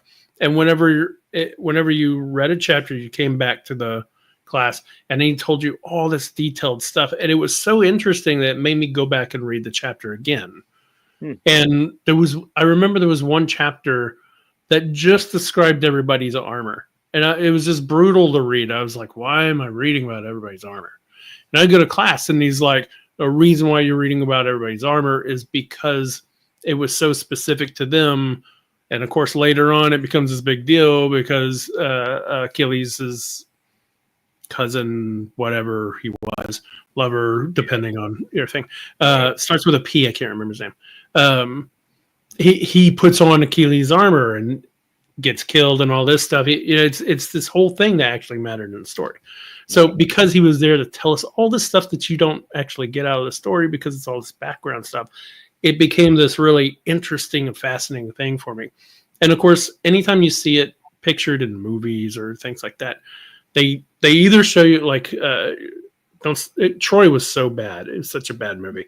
But they like take out the gods portion, right? This is one of the things I do like about Clash of Titans is you see the gods and you see the mortal stuff going on. And that's what's going on in the Iliad, right? It's going back and forth. Right. And I really love jumping between both of those worlds and seeing how they interact and, how the gods kept basically using the humans as just like ways to get back at each other and stuff like that. But, there you go. That's Patroclus. Yeah. Or Patroclus. I don't know. And I love the story, the whole thing that Achilles is told that if he fights, he dies. Right. And he's like, okay, then I won't fight. And then, his cousin / lover, whatever the scenario is with him, gets killed. And he's like, oh, okay, I'm going out there, even though he knows. Like, it's very cool. There's a lot of cool stuff to it. I've created several times board game designs to it, but I can never feel like because I like it so much, I never felt like I was getting it in there like I wanted to. So they've all fallen apart, but that happens. Yeah, actually, at the time I was listening to, my girlfriend at the time started listening to a book that was about Greek mythology, and I was like, oh, I'll listen to it. So I got an audiobook of it, and it was about, the Trojan War and you follow Agamemnon. Well, no, you follow Achilles, and I can't. I mean, it's in my my books, but I'd have to look it up for the title. But it was like a dirty love novel. I didn't they got real graphic with some of the stuff. I was at the gym. I was like, wait a second, what's going on here? Because I was like, I love Greek mythology. Let me listen to it, and then I didn't realize it was one of those more little fiery kind of. I mean, it does set the scene for that kind of stuff. Yeah. Yeah. So, and that's where you really found your fire for Greek mythology. It got really graphic, and I was like, that's your next solo game, right? Actually, one of the ideas in the series is falling into Iliad. So, okay. We'll see how this goes. We might get there. Cool. Nice. Anyway, Iliad had to be done. Yeah. Yeah, it's a good one. There's a game. Isn't there a game called Iliad? There is. I haven't. I remember. I think it's Canazia. I could be wrong about that. It looks. I haven't gotten to play it or check it out though. Mm. I don't know what aspect. I think it's such a huge story and so many aspects to it that not one board game could really do it the justice I've always wanted it to do. Right. Without being like a 6-hour board game. Yeah, you don't want that. Well, maybe you do. All right, I'm going to come in with Celtic next. Nice. Celtic mythology. Just recently, like going to Ireland and being over there multiple times. I just love it. I love the land. I know Rebirth just came out, and it kind of got me thinking more about things that are over there. So when we're talking about mythologies, there's a game up here called Morn Quest, which I did not know was an IP. It's based on a series from a writer. Of course, it doesn't say on the front who wrote it. But it's based in Celtic mythology. And Tirnanog from Grand Gamers Guild also is another one that's in Celtic mythology. And I love not only the mythology itself, it's very earth-rooted, it's very nature-rooted in its culture, but I love the art. I love the symmetry in the art. I love the fantastical nature of the art. It just, for all intents and purposes, the mythology as it's presented in what I've seen, it just looks pretty. Where like you were talking about the Slavic being super dark, this one just seems so, I don't know, hopeful and pretty, and like it's for lack of a better term, because it is rooted in nature. It's full of life in its art, and it just presents itself really well. And there's a lot of mythology and folklore in Celtic lore that I think can still open itself up to some fun.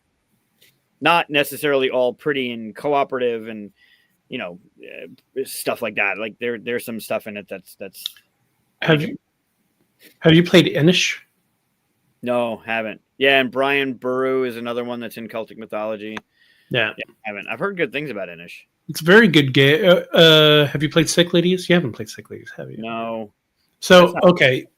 There's other games that do this, though, but there's this feeling of like there's 3 different ways to win the game, and at any moment someone might get it, and they get a round before, so people to mess them up, that kind of thing. So everybody's kind of like fighting for King of the Hill to hold it for 1 round to win. That's kind of what Inish is. Oh. But it's a beautiful game. I mean, it is gorgeous. It's another one. The art on it's lovely.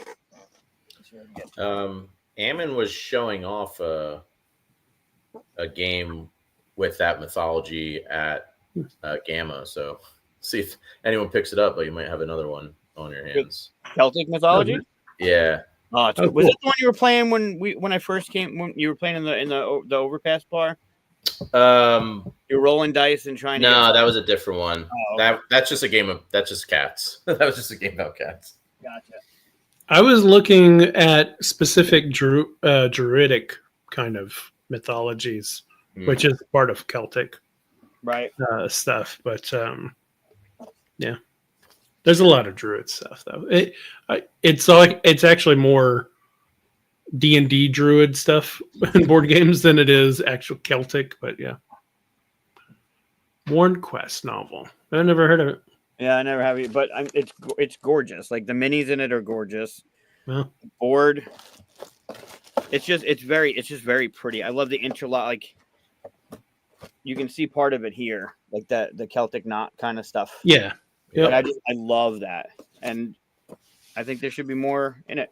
There's way more stuff to talk about, but it is very fun. And yeah, like fairies and druids and stuff, all like it emits that Celtic kind of vibe. But there's a lot. Like this doesn't look very pretty. Like this looks dire and dark and beautiful. It does look pretty dark. Yeah. It's a pretty house. Yeah. I'd stay there. Sure. I don't know how much is that Airbnb per night? Well, you got to split. There's a lot of rooms. You got to split it with some friends. But you got to stay in that room right there with that one branch holding it up. Yeah, I'm in. Right. That's the one I want. Why would you stay in that house and not be in that room? Has the best view.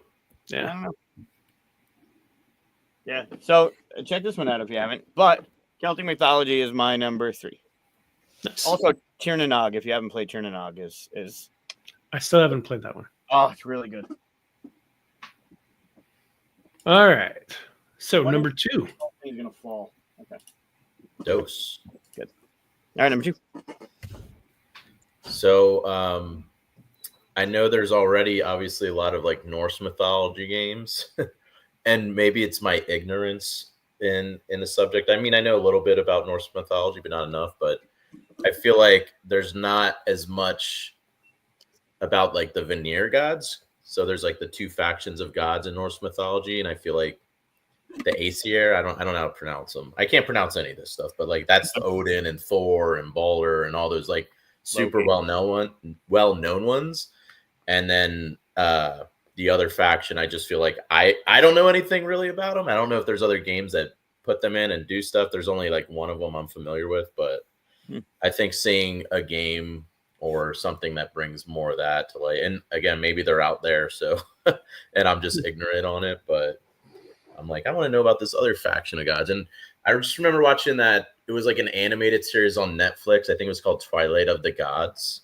And it was about Norse mythology. And that was the thing. They kind of go to both factions, and the one's like dying because nobody knows them that well or prays to them anymore. Huh.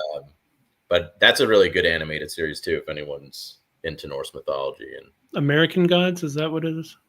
Which one are you talking about? Twilight. The TV show's Twilight of the Gods, I think. On Twilight Netflix. of the Gods. Oh, okay. It's pretty interesting. And then basically Norse mythology, there's 2 factions of gods. Huh. I mean, I'll be honest, my Norse mythology comes from Marvel, which is awful. Thor, Odin, Yeah. Loki. Yeah. And again, and maybe that's why they're more well known, because it was in Marvel, but that's the side that everyone knows about, you know? Yeah, but even in like, I really enjoyed the Vikings show that was on HBO. Oh, so good. Yeah, it was fantastic. I haven't watched the new one. Is like 100 years in the future from. Oh, is there a new one? Yeah, I didn't get into it as much, but I don't remember them talking about the different. Like, this is the first I've heard of Norse mythology being in 2 factions. Yeah, well, it's like Thor and all them. It's like, I don't know how to pronounce anything, but it's like Aesir and then the Vanir, like there. Yeah, those. Aesir and the Vanir. So the Aesir is where Thor, Odin, Loki, all those like fall into. And maybe they're better known because of Marvel, honestly, you know, but or maybe they just have in other media, more about war and battle, so it's easier to kind of remember those things, I guess. I don't know. Sure. Huh. That's pretty cool. The new God of War games, okay. I've never played those either. I played the early ones, like I haven't touched them in a while though, so the first 3, I lost That's hours pretty cool. days of my life playing those. They did a great job with those games. I mean, I see videos or highlights. I see it looks beautiful, but all right. I've always found the Valkyrie character. I know it's not one person, but the Valkyrie position or character or whatever it is to be fascinating. But I don't know enough about that. Valkyrie are badass. Yeah. Yep. Yeah. Only that and my very small research that I did when I was working on the Ragnarok's game is the only stuff I know about Norse mythology. So. Ragnarok's. Yeah, but it was fun. I mean, to look into that stuff again. And I think pantheons are like big pantheons that have these massive stories and often conflicting stories and stuff. I think those have the most, interesting stuff going on that we barely touch with board games. A lot of things that are familiar between these as well, like different mythologies are like, oh, that's kind of like the same guy over here. Yeah. Well, yeah, Greek and Roman, right? Like, yeah. Even Norse, there's a lot of similarities, but yeah, I didn't actually. I noticed the other day, I think it was a Jeopardy question about a Roman god. I was like, the only thing I know about Roman gods are the planet names. Mm-hmm. Like I know Mars is supposed to be Ares and that, that kind of thing, Venus and Aphrodite. But I only know that. I know nothing about their mythologies and stuff. So Greek mythology went out. Something that has been coming up and probably will come up. So Hercules and the 12 labors, this is actually the Roman spelling of Hercules. Hercules. And I did this because unfortunately the Greek spelling, if you do like keyword search research, nobody is spelling it that way. So nobody's going to find it. And this is because of obviously the Disney movie and the TV show spelled it the Roman way. So every now and then my ads will get a comment about it and I'll just explain to them like why, or we're actually probably going to put a little section in the manual that kind of explains the difference. But with the Greek spelling, it's actually like Hera, and there's also a version with a K. So it's like, I think K is the real, I don't think there's a C in the K, Greek alphabet or something like that back then. And it was technically spelled with a K. I don't, again, like the banner that was going across earlier, not an expert. I just know that it's not the correct spelling and people bring it up all the time. And I don't know why there's a K anyway. I mean, a C anyway. Yeah. If we have a K and we have an S, what are we doing? Heracles, Heraceules, or Herkules are like the Greek spellings. Heracles. No, that's a great reason for that too, because no one's gonna spell. I mean, I thought it was Heracles, but no one's gonna spell it that way. So yeah, that's a great. We got the same shit with tomato and charcuterie and those trolls that know it all. They're like, tomato's not a vegetable, tomato's a fruit. Copy paste. Here's our answer. Yeah, I think I said it exactly like that. Yep. You want people to be able to find your games, so you know. No, it's that's why the decision was made. And it's a good idea to put a little nod in like we did it in the back of the instruction book for charcuterie, where we put a little asterisk and said we know, but giving a little nod in there that's like, okay, this is why we chose this spelling. Like, that's good too. Yeah. Testicles. Okay. Where were we? Where did we leave off? I think you were gonna do your number 2. I just did my number 2, didn't I? Oh no, I didn't. You did your number 2. Okay, so it's fine. All right, so mine is the one. This is the one that you kind of stepped on a little bit because it's the same region. It's just earlier. It's Mesopotamia, Babylon. So, which eventually a lot of stuff does make its way into Persian and Arabic and other cultures and stuff. But so I did a little bit of diving into and stuff like that because I've always liked the. Have you ever seen those? I forget what they're called, like griffin type things where they have like the human heads, but the wings and the lion bodies and stuff. But I started doing like a little look into that stuff, and a lot of the stuff focuses on the search for immortality. And I thought that would be kind of like a cool thing. Like your job is whatever character you are, Gilgamesh or whatever character you are in this world and stuff. Your whole goal is whoever finds the way to gain immortality through favors of the gods or something like that. Like that's kind of a neat, like this is how you know who wins kind of thing. Right. So, but yeah, it also like you can see it is almost like a root for a lot of these other stuff that we already talked about in Arabic cultures and stuff. So, right. Yeah. That's a good one. What is the name of that creature? It's not the Sphinx. Yeah, I don't remember. I didn't write it down. It's called with the human head, but that's what I was thinking about the Sphinx. But I'm like, it's not that. Yeah, it's you see them on there's giant statues of them that were built to go on like either side of the city and stuff like that. But I can't remember what they're called. Yeah, somebody look it up and tell us. Yeah. Help us, chat. Yeah. Eric's looking it up right now, I'm sure. Probably. He's our fact checker. Yeah. Or he is now. Thank you, Eric. All right, my number 2. Mm-hmm. Well, you had Norse on here. Norse There it is is. There you go. We knew it. Lamasu. Someone pronounce it for me. Yeah, Lamasu. Yeah, nothing we pronounce is going to be correct. No. Probably. Nope. Again, I'll put it up. So I am going to come in with Cthulhu. Oh yeah, they don't make board games about that. No, but it's one of my favorites. I mean, the mythology around it, although the more I learn about it, I was not familiar with how much of a cunt Lovecraft was. Like, holy shit.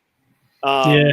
But aside, that world, that mythology, what was created, it's the reason I'm in the board game world. My really only foray into the RPG world was in Call of Cthulhu, and learning about that mythology that was created and how it's just grown since the 20s. Like, it's just, I love it. I love everything about it. Art from artist. I love that. And there's so much.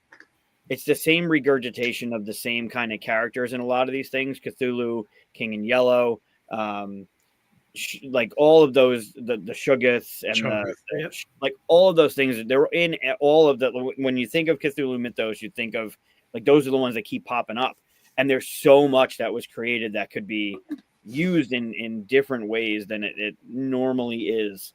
But I think it's just great. I love the mythos. I love what was created there. Everything about it. And yeah, tons of games already exist about it, but there's so much, like there's so much there. It's so rich.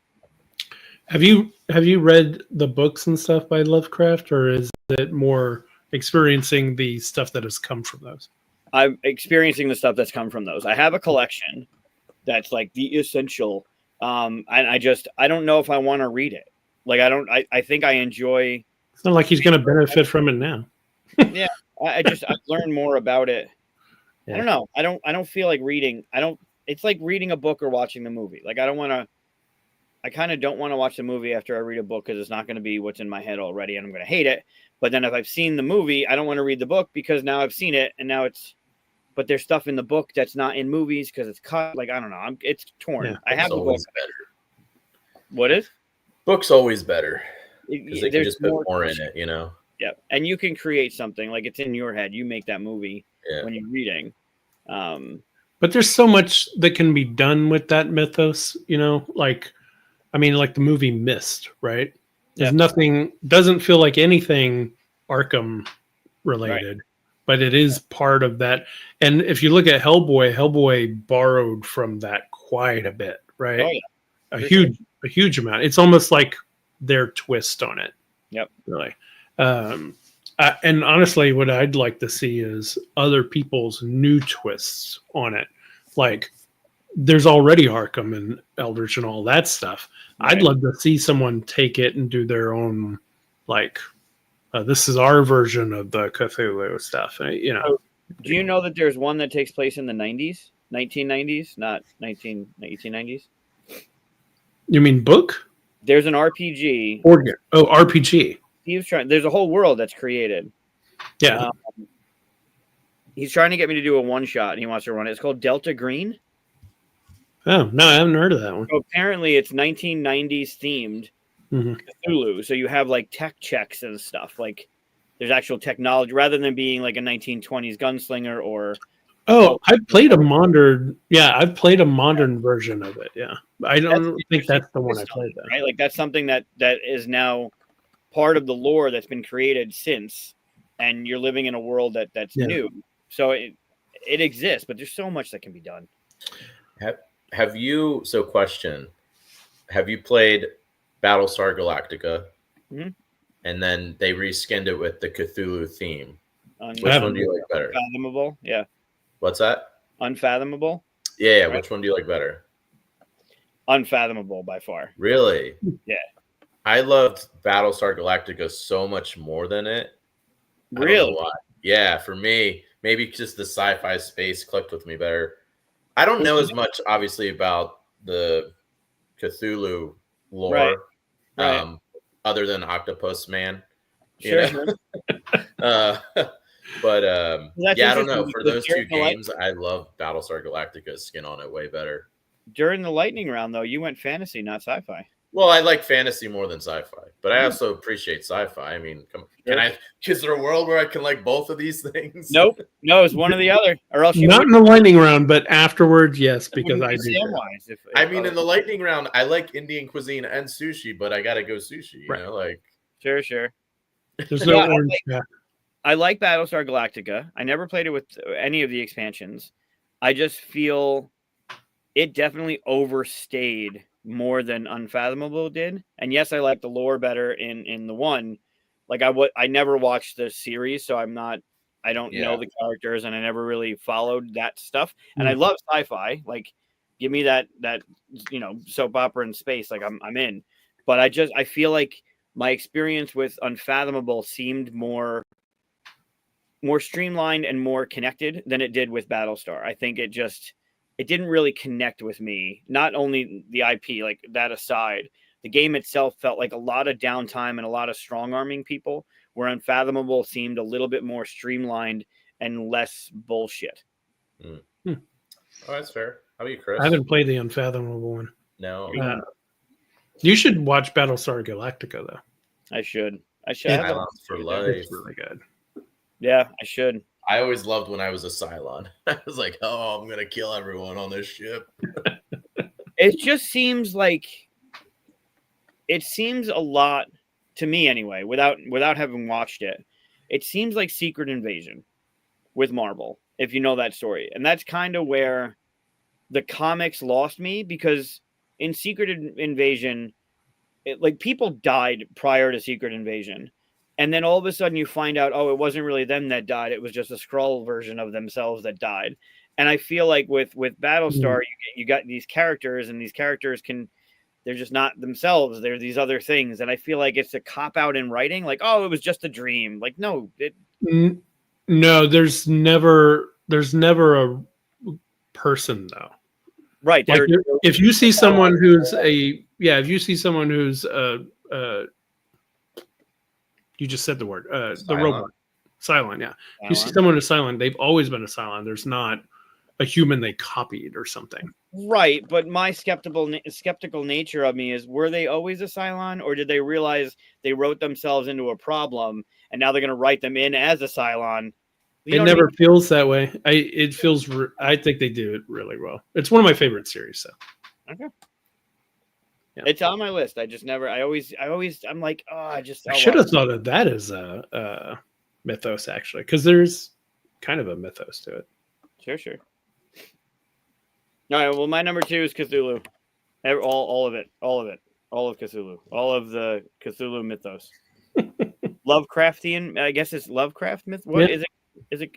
It's the Cthulhu mythos, but is it the mythology is Lovecraft's mythology, or is it Cthulhu's mythology? I'd just say Cthulhu, I guess. But Lovecraftian probably covers it, because the Cthulhu god is not a part of everything. Yeah. So. Right. Yeah, that's my number 2. Nice. All right, now we're down to number 1. Number ones. Are these? I don't think we really asked Matt. Are these in any order for you, or are you just saying? No, not at all. I actually was just going to say that. I've just been randomly talking about these in different orders, and mine are mostly Greek mythology, just because that's what I've been kind of doing. This isn't the one so the next story that I really like in Greek mythology is also kind of like slightly a love story too. It's kind of messed up, it is, but it's with Hades and Persephone. Ooh, yeah, that is a messed up story. Yeah. I mean, it's his niece, who's also, his brother and sister's daughter. So, it's kind of, but that's Greek mythology, right? It's everyone's banging everyone or doing whatever. But I just always thought it was a really interesting one, because then it's like how the seasons came to be. Persephone ate the 6 pomegranates, and that, so she had to be six months out of the year in the underworld and 6 with her mom. So the mom who controlled Demeter, I don't know, was angry, and that's how winter came to be. So it's like the seasons, and And then Persephone started to actually, they did end up loving each other, I guess, but depending on the interpretation. Yeah, that's what I'm saying. Like, you hear different stories and versions of this. So at first it was just a really dark kidnapping that was really bad, so Yeah, I mean, different times, right? that's that's with like basically all the stories in Greek mythology. There's some kind of like, this is a little dark or like a little kind of dirtier, but that's just what it was, So yeah, you should definitely not dip your kids into a river by their heel. Well, if you want them to be immortal, go ahead. River of Styx. Disclaimer: don't do that. That was a trivia question I actually got wrong one night. But what was the question? Was what was the river Achilles was dunked in Styx. to make him immortal? And I was like, could it be the Styx? That's in the underworld. He how could he? And then I realized, oh yeah, never mind, I messed up. I can never remember his mom's name. It starts with an N. She's like I can't remember either. Yeah. I will say too, the other thing I kind of wanted to say was, and this is actually the second game that we want to do in this tiny, or not the tiny, but the solo mythology line, is Jason and the Argonauts. Because the only one I remember is the claymation. I don't know if there's been a more modern version of it done, but like, I feel like it needs to be retold again, Nothing big theater-y. Yeah, that's what anyway. Yeah. Not unless I'm missing something, but I just remember the claymation, There's an Argonauts game. Is there? Game. Yeah, but I couldn't get through the rule book. It was very bad. Fetus. Not with an N. Fetus. Yeah, that's it. There's Eric.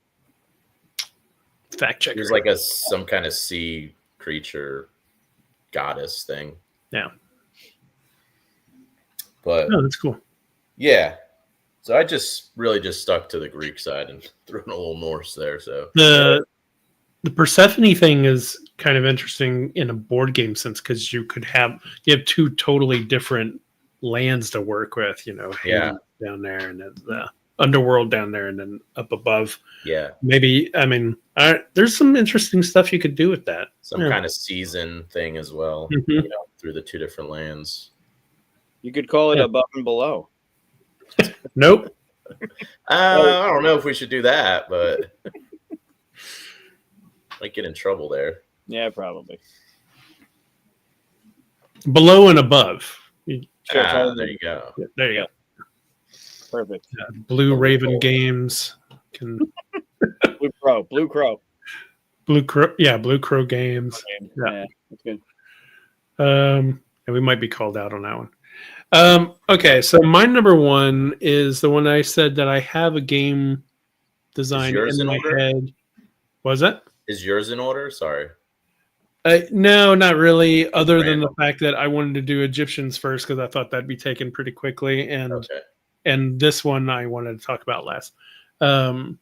So my great grandparents were Romani, also known as gypsies in most of the world, and they had some really interesting stories. I mean, there's one like the origin. They have a whole mythology in the origin of the violin, how it was made. Like a fairy helped a boy like entertain a king so that he could marry the daughter and all that stuff by inventing it. And the fairy hair and all that was used for the strings. They have some really weird, like, their mythologies were made after other mythologies were made and influenced by all the mythologies that they traveled through. There's like Slavic influences, Hindu, everything, because they came all the way from India originally.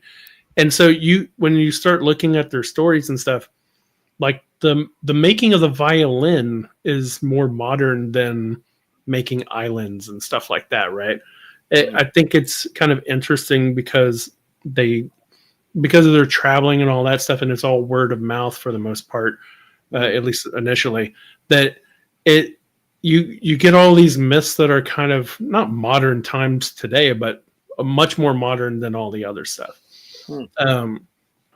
and they have some really weird and twisted stuff in there too. But I have a game design in my head that's a rondelle, obviously, because yeah, yeah. Well, but because they're like one of their symbols, there's nothing official, but one of their symbols is the wagon wheel, right? So of course, rondelle pops in your head immediately with that.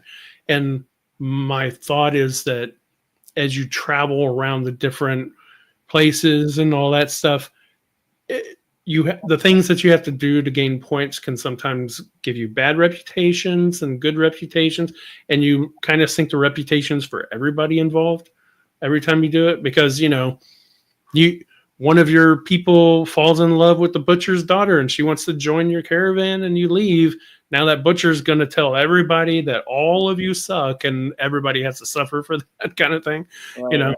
I think it'd be interesting to put that kind of situation where, all of us kind of suffer for if you do something that makes one group mad or something like that, while also piling in the mythologies that like on top of it and stuff. Like maybe those are like the quests that you do or something like that. So interesting. That'd be interesting.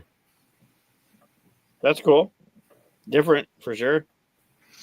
Yeah, I mean, when you start looking at, and what's really funny is almost the tradition is to make up your own stories as you go.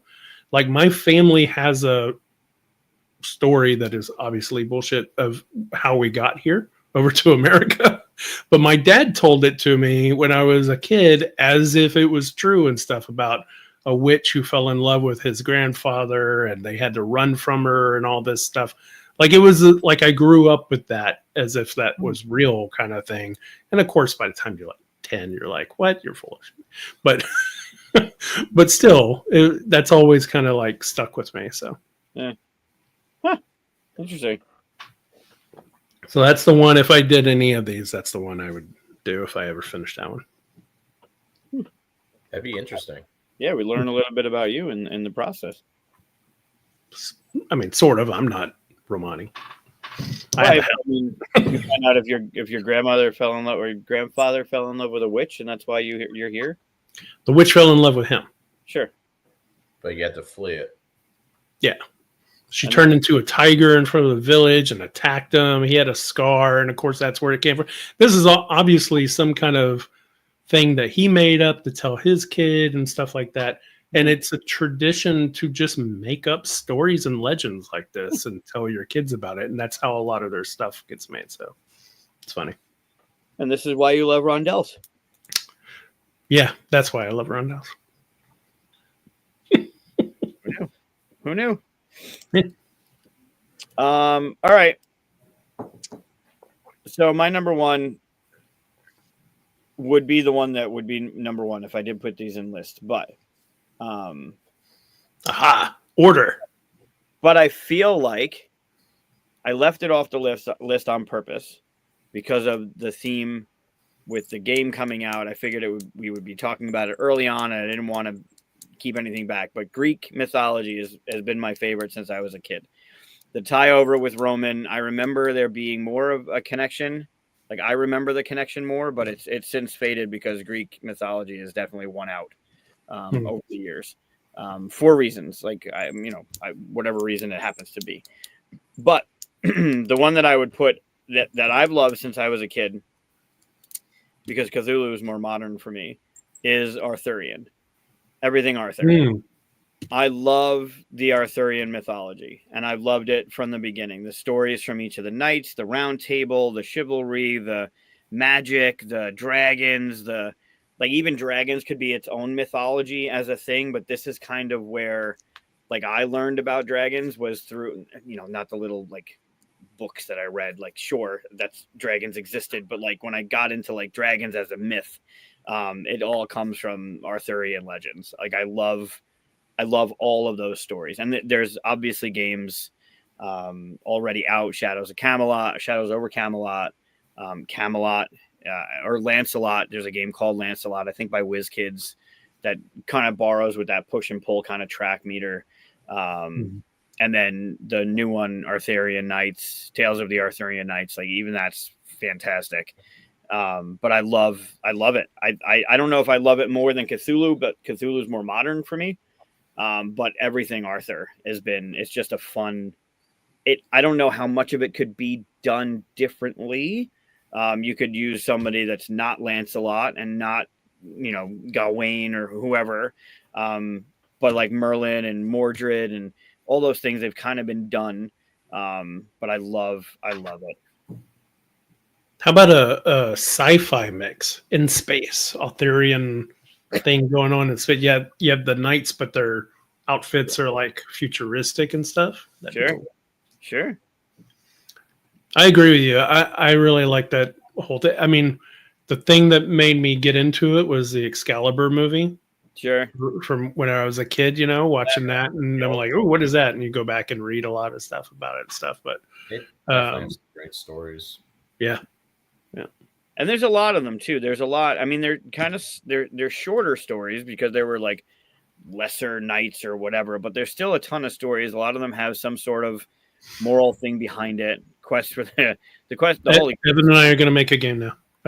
Too good. The Holy Grail is so great with the rabbits and the. But yeah, everything Arthur. I love Arthur. I took a whole course when I was doing my master's at SU on Arthurian legend, and I still have all the books. I have them with my little note tabs on it for like things that were important and things that stood out, and I still love it. I can't get rid of those books because I'm drawn to them just as a myth. But yeah, I love Arthurian would be second. Greek is still my number one overall, but Arthurian legend it seems like Arthurian is more not secluded, but in a bubble by itself, right? Arthurian, there's a thing there, right? Where Greek it's just so massive. I guess to your point about it being this pantheon of just hugeness, Arthurian Muppets. Does Indiana Jones fall in there since he looks for like the Holy Grail and stuff like that, right? Sure. That is a slight connection, I suppose. I'll count it. Doesn't he do Pandora's Box too? That's Greek. Or no? Does he do Pandora's Box? No, never mind. Oh, that'd be great if he did. That would be a good one. Speaking of which, the Dial of Destiny was surprisingly good. I gotta watch that. You can't watch it? I haven't watched it yet. No, much better than the Crystal Skull. They went back to a lot of the original film. It's good. Oh, they made another one? I didn't even know. Yeah.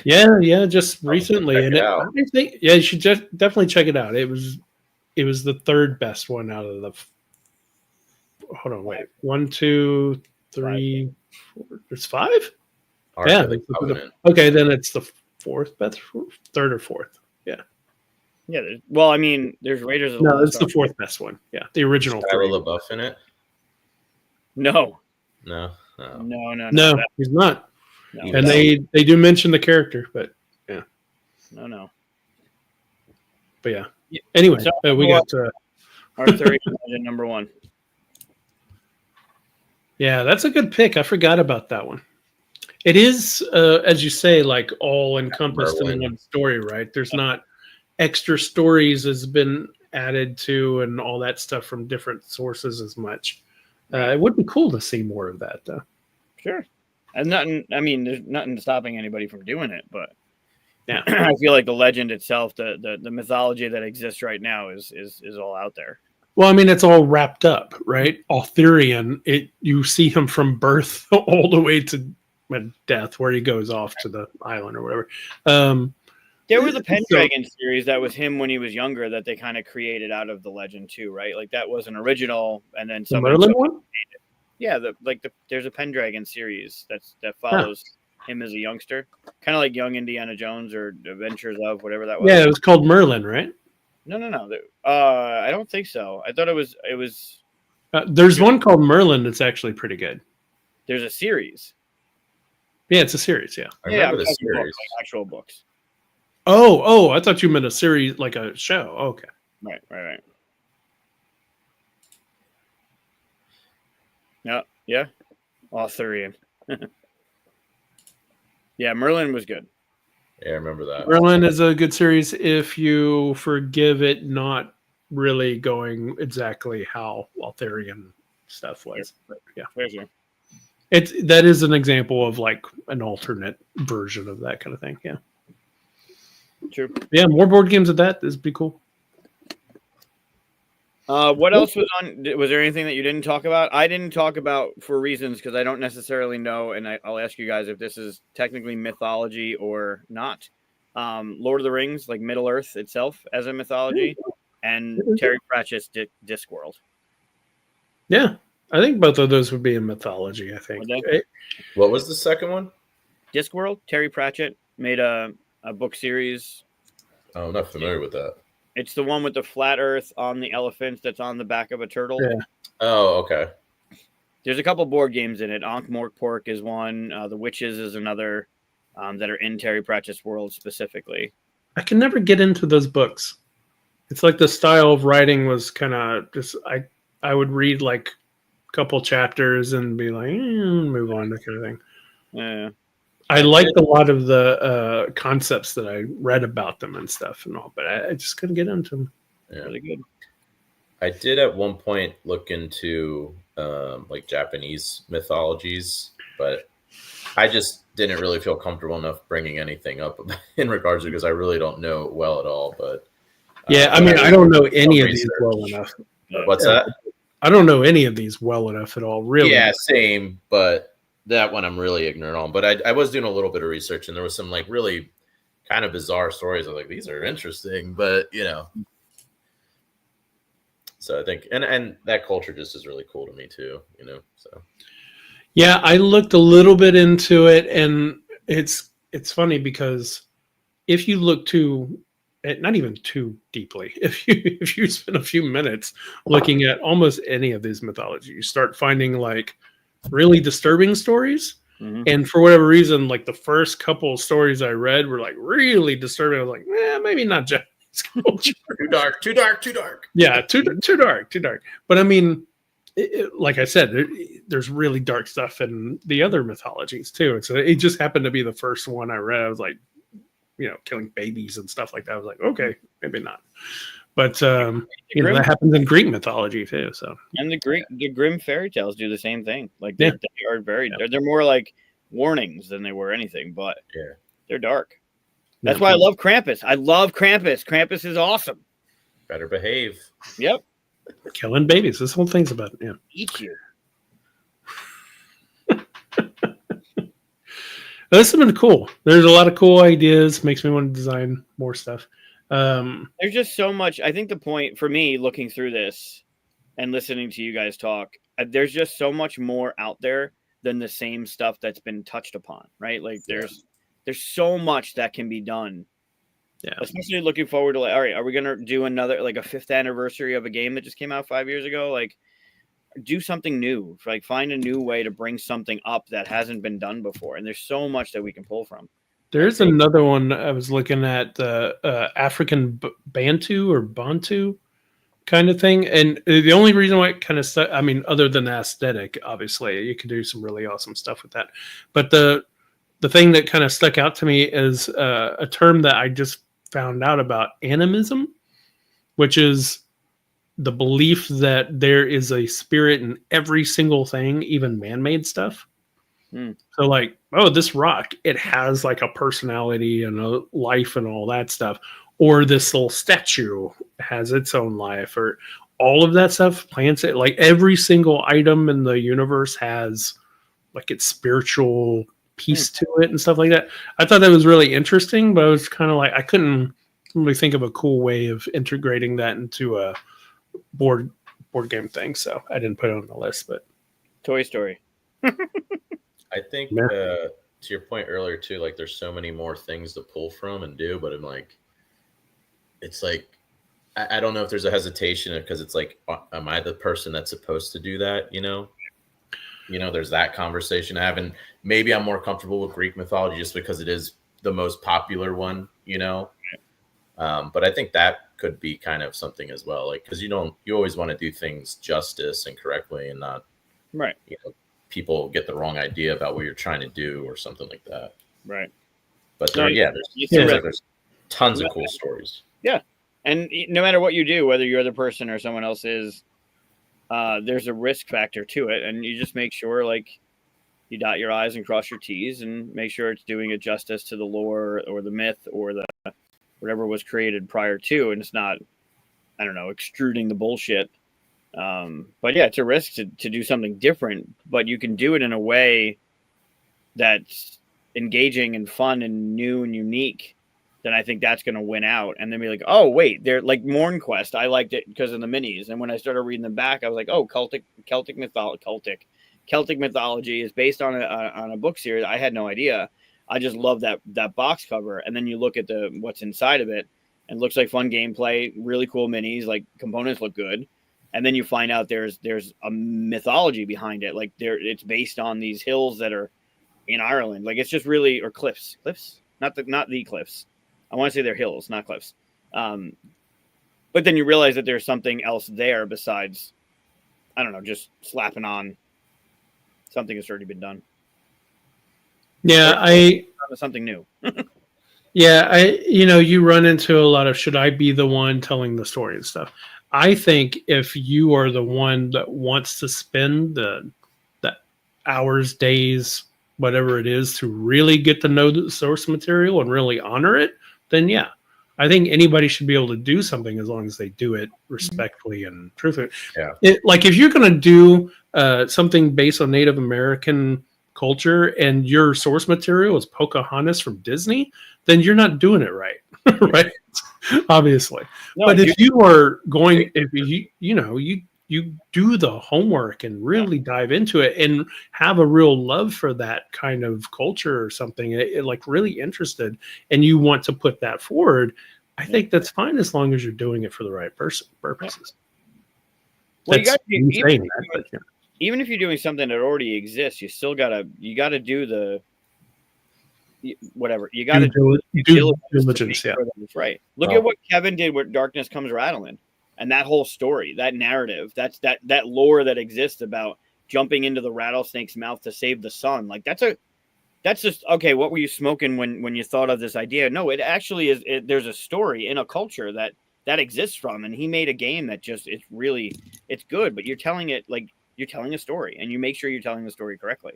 Yeah, it's even on. I touched on this earlier, and it's kind of more minor, but it's like even. Like I was very torn about using the Roman spelling versus the Greek spelling of Hercules. And that's why I'm like, I have to put a portion of that in the manual kind of explaining it. But I'm like, at the end of the day, I also want people to be able to find it. So it was like trying to find that balance. But even that was like a really decision that I kind of struggled with for a while.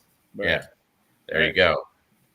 And that Hera, hates Hercules. That's kind of why it's spelled that way too, Hera. Hercules, yeah. No. So, but that was a factor. I was like, oh. Mm-hmm. But that's a very smart decision to make because we do live in a world where people are going to have to find your game unless they're at a convention that you're at, right? Or they see it in a library at a convention that they're at. They're going to have to be able to search it, and searching it, people are going to use Hercules because that's the understood, or the accepted. Not accepted. Understood. At least in BGG, you can put the different spellings. Whenever you when you put it in there, you can put the different things that people will search for.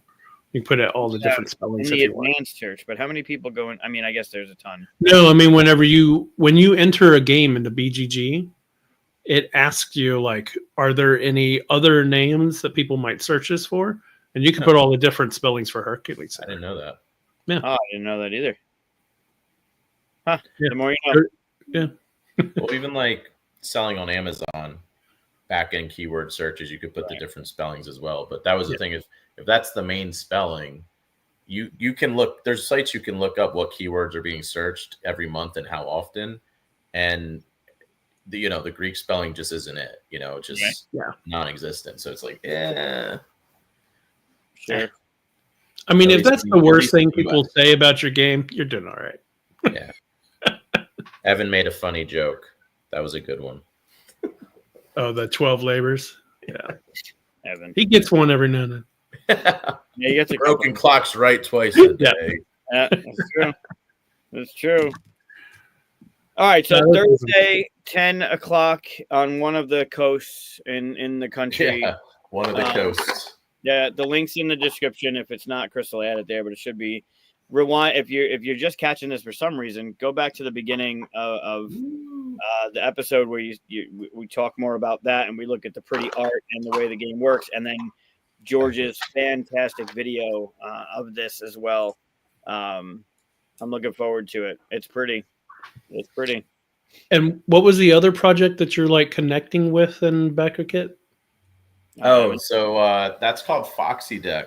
It's actually it's a deck of cards, and it's all watercolored by Ammon's stepdaughter Brielle. That she made this art when she was a 12-year-old kid, and now they're finally like utilizing it.